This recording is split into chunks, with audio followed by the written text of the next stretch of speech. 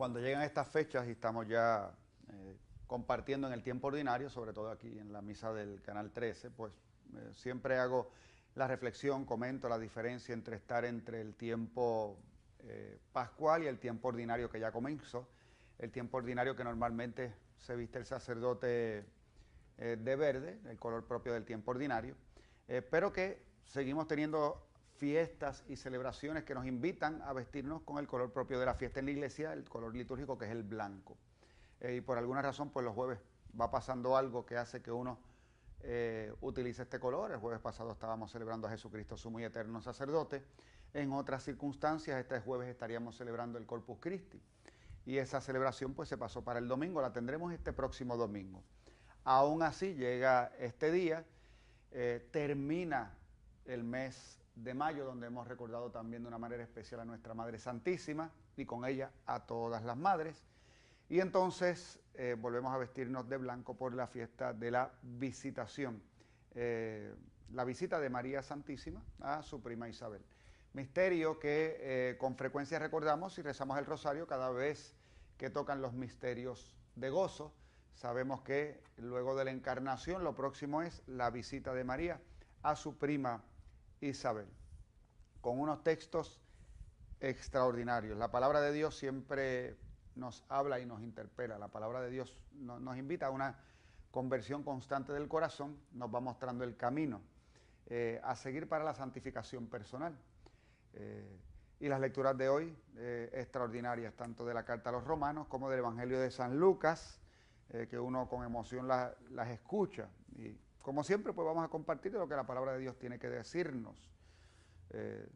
Lo podría decir de otra manera, tengo que decir, bueno, vamos a compartir de lo que la palabra de Dios tiene que decirme a mí, porque a fin de cuentas yo la estoy escuchando y yo lo que me pregunto es qué me dice, y eso lo comparto con ustedes, pero al final cada uno va descubriendo cómo distintos aspectos de la palabra de Dios nos llama la atención. A veces a mí me sorprende el encontrarme con personas que al final de una misa te pueden decir, ay padre, qué bonita estuvo la misa y la homilía, y la verdad es que eso que usted dijo, y de momento menciona algo de lo que se supone que uno dice, y uno dice, pero es que yo no dije eso, ¿de dónde lo saco? Realmente el Espíritu nos ayuda también a ir reconociendo en la palabra de Dios que es aquello que debemos escuchar. Dios quiere hablarnos a cada uno de nosotros. Busca medios extraños a veces, pero ahí está el Señor hablando para que llegue a nosotros su palabra. La lectura de hoy de la carta a los romanos nos pide que nuestra caridad no sea una farsa, que aborrezcamos lo malo, que nos apeguemos a lo bueno. Nos dio tantas y tantas instrucciones pequeñas, que seamos cariñosos unos con otros, estimando más que a uno mismo a los demás. Extraordinaria esta llamada tan profunda que nos estaba haciendo esta primera lectura a vivir en la caridad, en las cosas más pequeñas y a mantener nuestra firmeza en medio de la tribulación, a ser asiduos en la oración. Y uno miraba todas estas instrucciones y decía, ¿por qué esto está en el contexto de esta fiesta? ¿Por qué esta lectura? Y claramente es que este momento del Evangelio donde es el inicio, Jesús prácticamente se acaba de encarnar en las entrañas purísimas de nuestra Madre Santísima. Lo que vemos es personas viviendo, o sea, esta palabra que se ha hecho carne en María Santísima, ya comienza su predicación, pero a través de las acciones de aquellos que le han recibido, particularmente de María Santísima. Como ahora esta mujer comienza a actuar, comienza a obrar. Todas estas cosas que nos decía esta primera lectura de la carta a los romanos son vida en María. De hecho, en María y en Isabel, porque se hablaba aquí también de cómo acoges al que llega, al que visita, tienes que acoger aquel que necesita de tu techo. Y eso fue lo que hizo Isabel. Isabel acogió a María cuando llega a su casa de visita y se quedó allí unos 3 meses. Así que aunque María efectivamente fue a servir a su prima, al mismo tiempo está la acogida que se hace a María que llega a la casa de su prima. Es toda una serie de virtudes que se están viviendo en este encuentro maravilloso entre María e Isabel y entre Juan el Bautista y Jesús. lo hemos comentado en otras ocasiones cuando se ha celebrado esta fiesta aquí en la Misa del Carmen, que la visitación no es solamente el momento en que se encuentran María e Isabel, sino que a su vez es el encuentro entre Jesús y Juan el Bautista. Lo va a decir Isabel perfectamente. Tan pronto oí tu saludo, la criatura en mi vientre saltó de alegría. Porque Juan el Bautista es el precursor. Y ahí, aún ahí ya está diciendo, ahí viene el Cordero de Dios que quita el pecado del mundo. O sea, Juan el Bautista señala la llegada del Mesías. Y de hecho, cuando llega María, está llegando con ellas el Mesías. De tal manera que por eso Isabel le va a decir, o sea, ¿cómo merezco yo que venga a mí la madre de mi Señor? Hay dos títulos ahí. El hecho de que quien está ahora creciendo en el seno de María Santísima es el Señor. La que llegó aquí, no solamente, o sea, es el Señor y es la madre de mi Señor. Tú eres la madre de mi Señor. Y que Isabel se siente indigna ante las dos cosas. A veces, pues, hay personas que les cuesta trabajo entender cómo el ser madre del Señor ha traído a la Virgen una dignidad particular. Solo hay una que es madre del Señor y es María Santísima. Eso establece una relación única y peculiar entre María y Jesús. Innegable, indudable, y que no nos debería dar trabajo, ni siquiera nos debería dar envidia, ni deberíamos pensar menos del Señor, porque tengo un amor especial a María Santísima. Pues es como si algún feligrés de mi comunidad parroquial se molestase porque yo dijera que yo quiero más a mami que a cualquiera de mis feligreses. Yo los quiero muchísimo y voy a hacer todo lo que tenga que hacer para que usted pueda conseguir la gracia, pero no me pidas que te quiera más que de lo que quiero a mami. Mi mamá es mi mamá, ya. ¿Y por qué? Porque es mi mamá. Y si no, piensa tú en la tuya. Y si has tenido la dicha de tener una madre que te haya querido, que te haya ayudado a crecer y que se llegue más, pues ahí está. Ese es el fundamento de ese amor. No hay ningún problema con que María en su relación, en ese tiempo en que Jesús vivió entre nosotros, la relación más larga con quien la tuvo fue con María Santísima. Ninguno de los apóstoles tuvo una relación tan larga con Jesús como la de su Madre Santísima. Le recibió en la encarnación y se lo entregó al Padre en la cruz. Imagínense si cumplió con su misión María Santísima. Lo recibió en la encarnación, dijo, hágase en mí según tu palabra. El ángel se retiró, se da por obra del Espíritu Santo la encarnación. Y su misión era velar por él hasta el final. En la cruz, quien lo entregó al Padre Eterno cuando Jesús dice desde la cruz, en tus manos encomiendo mi espíritu. Quien lo está entregando ahí es María Santísima, era la que estaba a los pies de la cruz. Juan al lado, los apóstoles no estaban, que de hecho siguieron a Jesús algunos años. La relación más estrecha y más fuerte humana que Jesús pudo haber tenido es de hecho la relación con su Madre Santísima, con María Santísima. Claro, en términos humanos, y uno podría decir, pero él es Jesús, es el Redentor. Sí, es el Redentor que nosotros sabemos, porque el Evangelio nos lo atestigua, que al ser el Hijo de Dios encarnado, él definitivamente ese desarrollarse como persona humana tenía un efecto. No lo podemos explicar, cómo aquel que es eterno al mismo tiempo ahora pasa por la experiencia del tiempo, de lo que vivimos nosotros, de las emociones, del cansancio, del sudor, del trabajo, de la tristeza y de la alegría. Eso mismo nos decía hoy la carta a los romanos, alégrense con los que se alegran, entristezcanse con los que se entristecen. Jesús hacía lo mismo, pues claro, porque también vive él verdaderamente hombre con las emociones propias del ser humano. Y ante la tumba de Lázaro, vemos a Jesús que tiene el poder para resucitarlo y que sabe que después de esta vida también está la resurrección final y que tiene plena conciencia de esto, ahora ve lo que significa para nosotros la muerte de un ser querido. Jesús lloró en ese momento, sufrió el dolor, derramó lágrimas por el dolor que sintió ante la muerte de su amigo. No quiere decir eso entonces que tendría sentimientos legítimos, profundos, verdaderos, duros, ¿verdad? Y cuando digo duros es de fuertes hacia su madre. Pues claro, ese tiene que ser necesariamente en ese trayecto de vida humana, la relación más profunda de Jesús con persona en su tiempo fue con su Madre Santísima. La madre de mi Señor, eso es lo que significa eso, es la madre de mi Señor. No hay que darle mucha vuelta al asunto, hay que ver nuestra experiencia.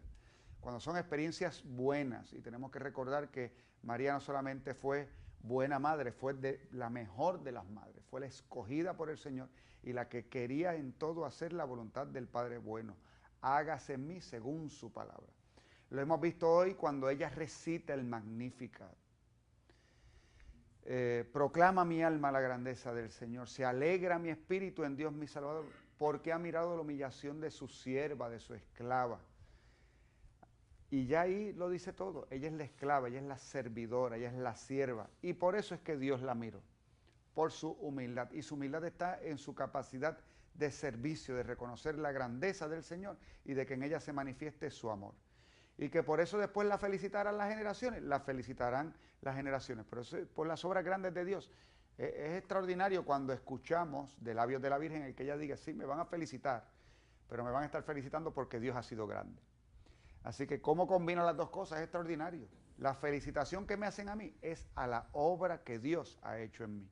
Así que incluso cuando nosotros rezamos el rosario y estamos pidiéndole a María Santísima que nos cuide y la felicitamos, al fin y al cabo estamos dando gloria al Dios alto del cielo que se manifestó en esa que es su criatura. No estamos diciendo que María es Dios porque no lo es, pero sí estamos enalteciendo la obra misma de Dios que por medio de sus criaturas obra y permite que la gracia llegue a nosotros. Y nos lo está diciendo nada más y nada menos que la palabra de Dios.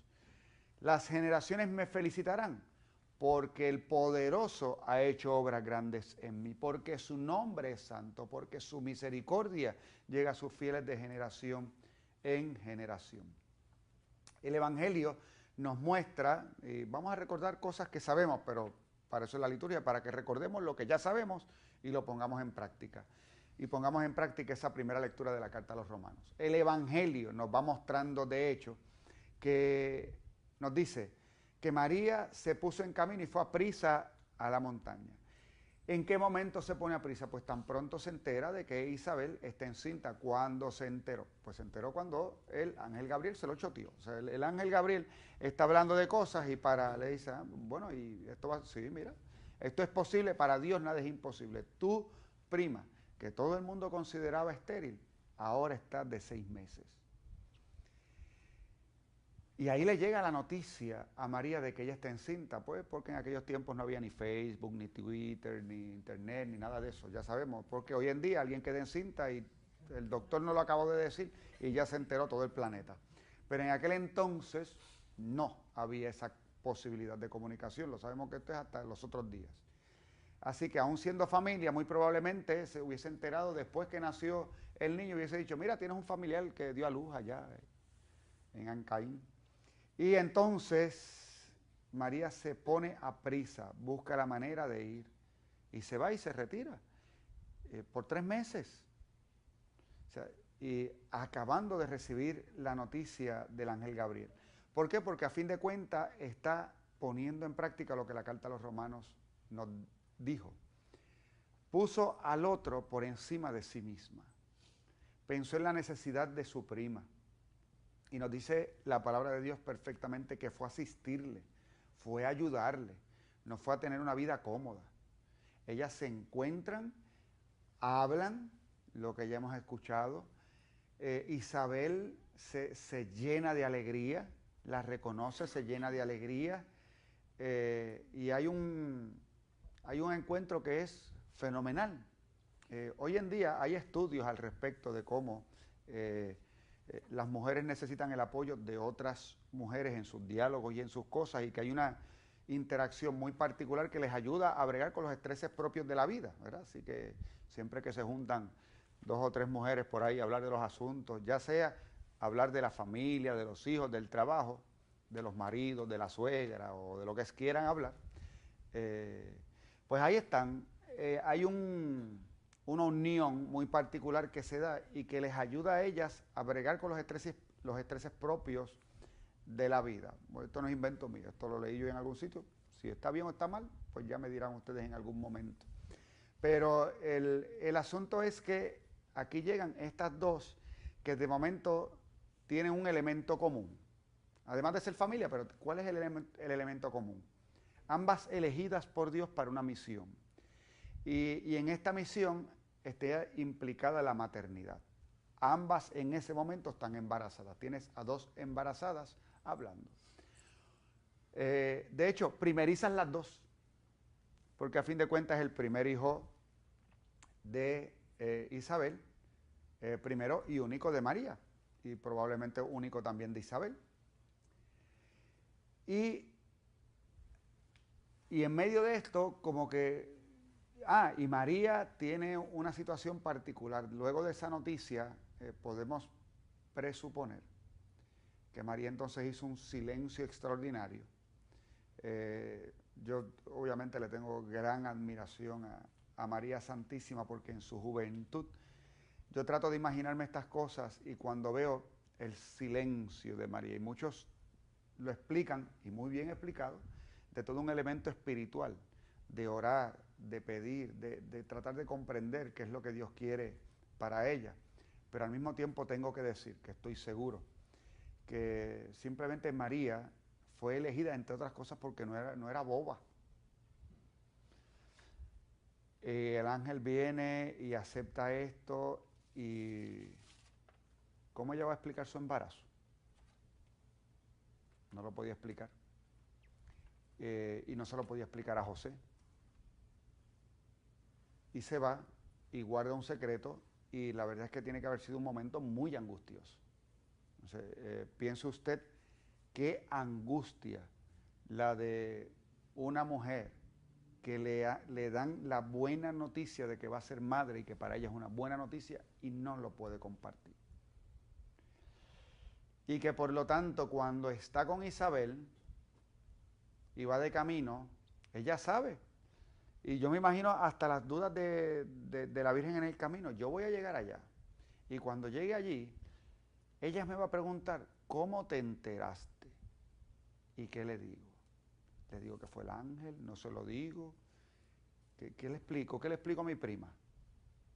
Así que entiendan lo siguiente: cuando entra María a la casa de Isabel y le dice paz, y ella escuchó a María y se alegra, e Isabel se adelanta y le dice, ¿cómo que venga a mí la madre de mi Señor? Ahí María dijo, problema resuelto.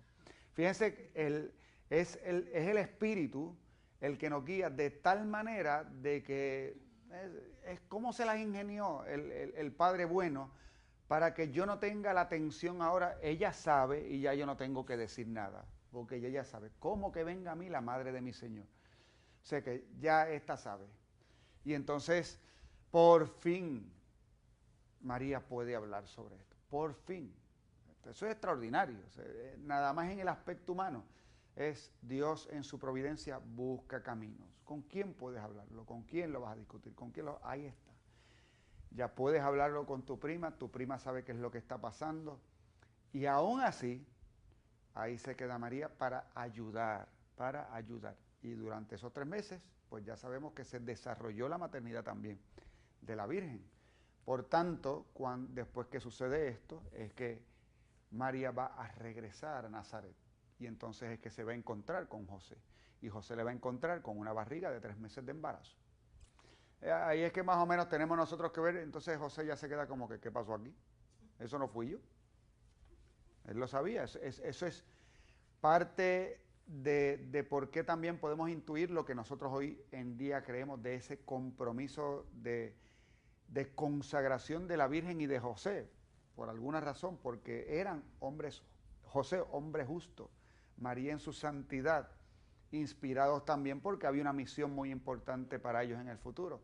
Él se encuentra con María ahora embarazada y no es él. Él sabe que no es él. Está claro por qué no sabe que no es él, porque no es él.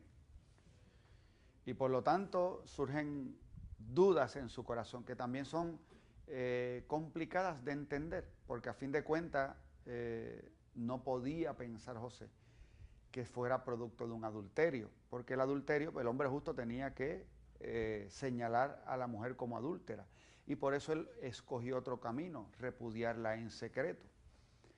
Y dice, porque era justo. Justo es buscando qué es lo que Dios quiere, no era simplemente el cumplimiento de la ley, era buscando lo que Dios quiere, y él sabía que aquí estaba pasando algo que él no entendía.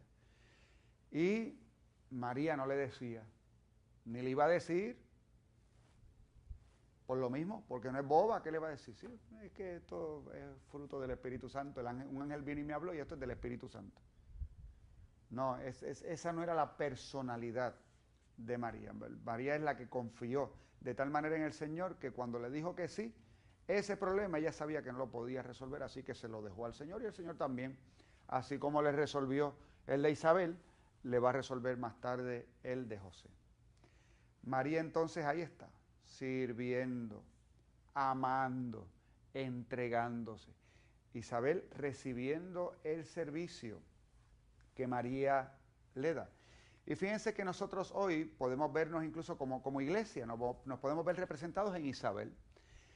Nosotros tenemos que saber que María sigue presurosa para ayudarnos, ¿verdad? Esa es su función materna como madre del Señor, es esa.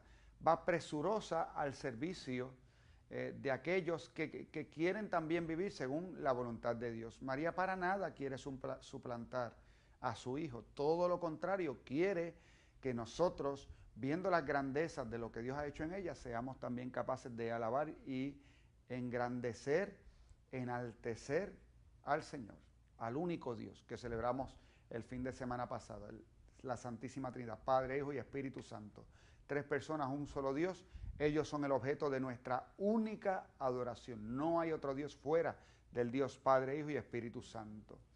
Y ahí nos guía, nos ayuda, porque también nosotros nos encontramos, pues, como Isabel, en dificultades. Isabel tenía dificultades propias de estar encinta, de su preñez. Y perdonen estas expresiones, pero es que es la realidad más cruda de Isabel, era vieja y encinta. Y entiendan, no era tan vieja, era vieja en los términos de edad propios de la época de Israel, donde ya uno a los 16 años o a los 17 años probablemente ya estaba encinta una mujer. Así que ¿cuántos años podría tener ya Isabel para que se le considerara estéril sin un hijo? 40. Perdonen a aquellas que tienen 40 en este momento y están escuchando este mensaje y ahora están pensando, me insultaron porque me han dicho. No, estoy hablando de la palabra de Dios. ¿Cuántos años podría tener? No sé.